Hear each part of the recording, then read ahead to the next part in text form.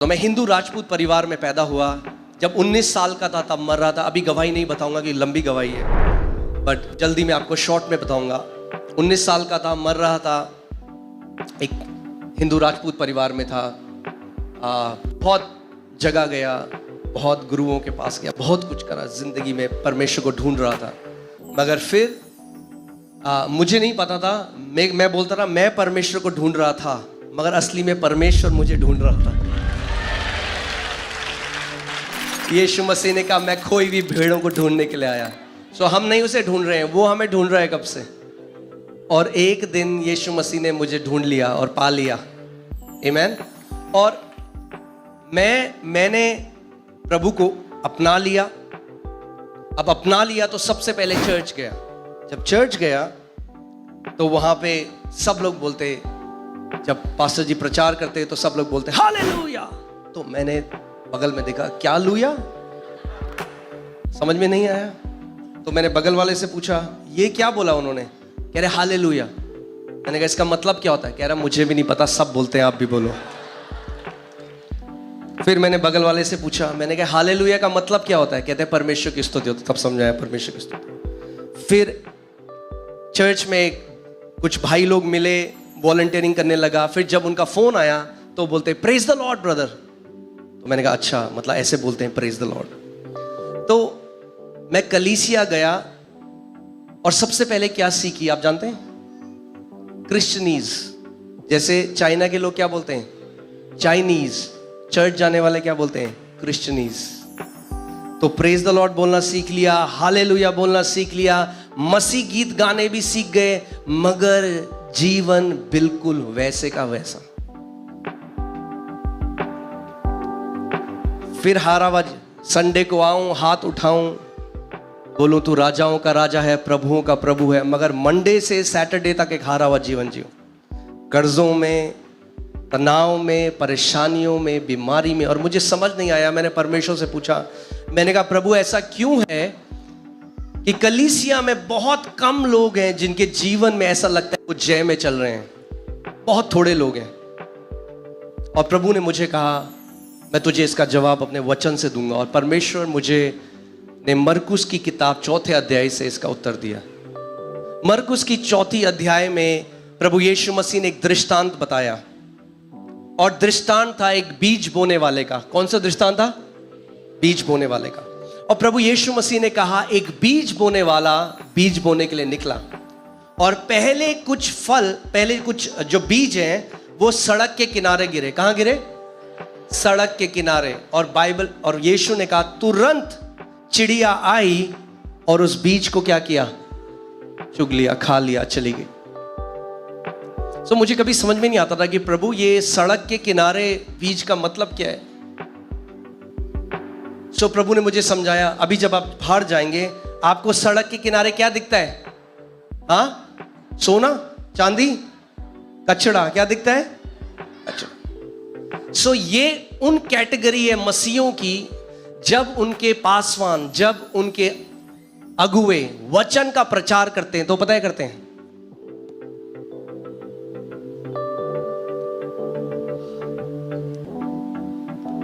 वो वचन को कचरे की तरह लेते हैं। वो इंतजार कर रहे हैं पास्टर बंद करे तो लास्ट में हम आए, पास्टर जी। गलत तो नहीं कह रहा? बहुत सारे मसीह लोग हैं वो वचन को आदर नहीं देते। और जब वो कलीसिया आते हैं तो वचन जो उनके हृदय में पड़ता है, जो कैसी भूमि को दर्शाता है? सड़क के किनारे। तो जब वचन का बीज उनके हृदय में पड़ा, जो ऐसा था जब उन्होंने आदर नहीं दिया वचन को, तो बाइबल प्रभु यीशु मसीह ने कहा कि उसका अनुवाद यह है कि क्योंकि उन्होंने ध्यान नहीं दिया तो उन्हें वचन समझ में नहीं आया। जब वचन समझ में नहीं आया तो कलीसिया से जब तक बाहर गए उससे पहले ही शैतान ने क्या किया? उस वचन को चुरा लिया।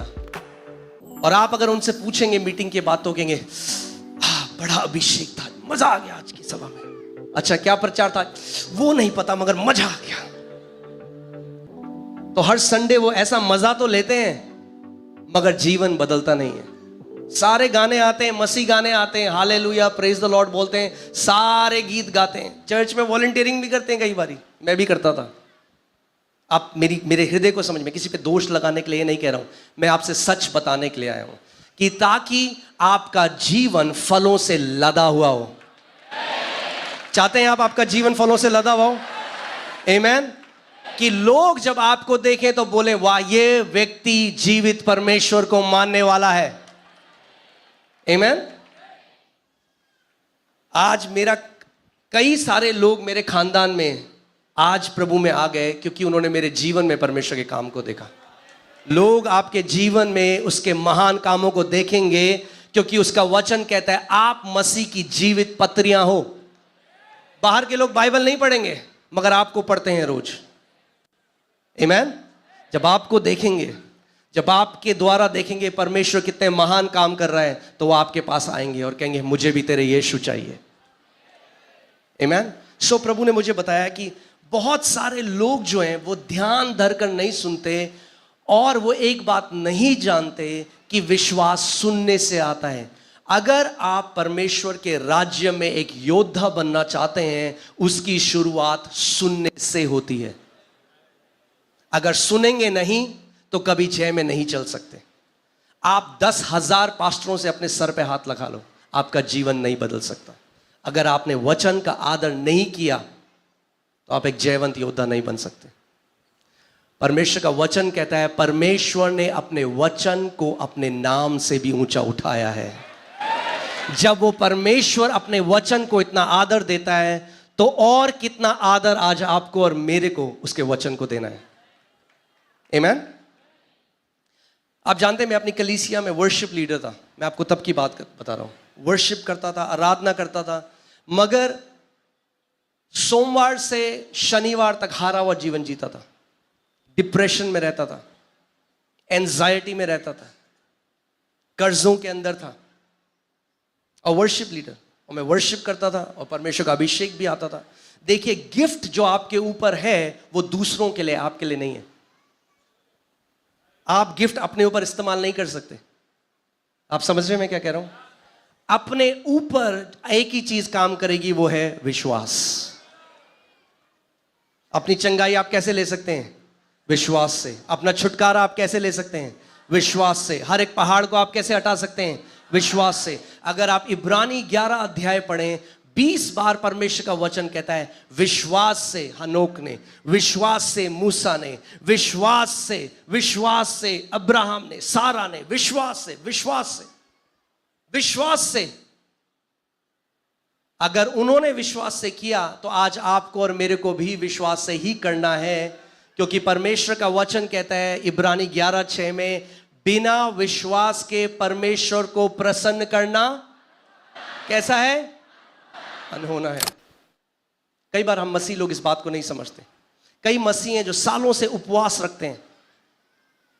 आप जानते हैं बाइबल में कहीं नहीं लिखा उपवास से परमेश्वर प्रसन्न होता है। उपवास बहुत जरूरी है, मैं ये नहीं कह रहा उपवास नहीं रखना है, मगर परमेश्वर, आप उपवास रख सकते हैं एक रीति रिवाज की तरह, उसके पीछे जो प्रकाशन है उसको ना जाने हुए। उपवास भूख हड़ताल नहीं है। उपवास हंगर स्ट्राइक नहीं है कि परमेश्वर दे वरना मैं हंगर स्ट्राइक में जा रहा हूं, जब तक नहीं देगा मैं खाना नहीं खाऊंगा। नहीं, हमें समझना है। विश्वास से इब्राहिम ने, विश्वास से नोआ ने, विश्वास से मूसा ने। जब परमेश्वर मुझे इस बात को समझाने लगे तो मैं एक चीज सीख गया कि अगर जीवन में बदलाव आएगा तो वो विश्वास से आएगा। और परमेश्वर मुझे समझना पड़ेगा। तो उससे पहले क्योंकि मैं जवान था, अभी भी हूं, तब बहुत था, तो उस समय मैं केवल वर्शिप से प्यार करता था। चर्च में जाता था, जब वर्शिप गाने बजेंगे तो मैं जैसी वचन आएगा कब पास्टर जी बंद करेंगे। तब परमेश्वर ने मुझे बताया अगर तुझे जय में चलना है तो तुझे मेरे वचन को अपने हृदय में और अपने मुंह में भरना होगा। आमीन। क्योंकि वर्शिप बहुत अच्छा है, आराधना बहुत अच्छी है, मगर आराधना आप किसको दे रहे हैं? परमेश्वर को। मगर वचन कौन आपको दे रहा है? परमेश्वर। तो आप परमेश्वर को वो तो दे रहे हैं जो परमेश्वर को चाहिए, मगर जो परमेश्वर आपको दे रहा है वो ले नहीं रहे हैं। तो कैसे बदलाव आएगा? सो तब हल्के हल्के परमेश्वर मेरे हृदय में बदलाव लाने लगा और मैं वर्शिप से ज्यादा एक्साइटेड वचन के लिए होने लगा। मैं रोज सुबह प्रार्थना करता, प्रभु मेरे चरवाह के द्वारा, मेरे पास्टर के द्वारा आज आप मुझसे बात करेंगे परमेश्वर। और मैं सुबह जल्दी आता और फ्रंट में बैठता इस उम्मीद के साथ कि आज परमेश्वर मुझे वो मन्ना देगा जो मेरे लिए है। आमीन। परमेश्वर का वचन मत्ती 4:4 में कहता है, मनुष्य केवल रोटी ही से नहीं मगर हर एक उस वचन से जीवित रहेगा जो परमेश्वर के मुख से आता है। हालेलुया। और आज परमेश्वर का मुंह कौन है इस दुनिया में? उसके दास लोग। आमीन। सो मैं इस उम्मीद के साथ जाता था और जब वो चेंज मेरी लाइफ में आया तो हल्के हल्के मेरे जीवन में फल आने लगे। आपको मैं आज एक चीज बताता हूं। कई लोग हैं उनके जीवन में शैतान इतने टाइम से उनको परेशान कर रहे हैं और वो बार बार बोलते हैं, अरे शैतान शैतान शैतान ने ये कर दिया, शैतान ने वो कर दिया। अरे शैतान इतना ताकतवर नहीं है जितना हमने बना दिया उसे। मसीहों ने कुछ बहुत ज्यादा ऊंची जगह दे दी है शैतान को। वो हारा हुआ है। यीशु मसीह ने कहा, मैंने उसे बिजली की तरह स्वर्ग से गिरते हुए देखा। गिरा हुआ है।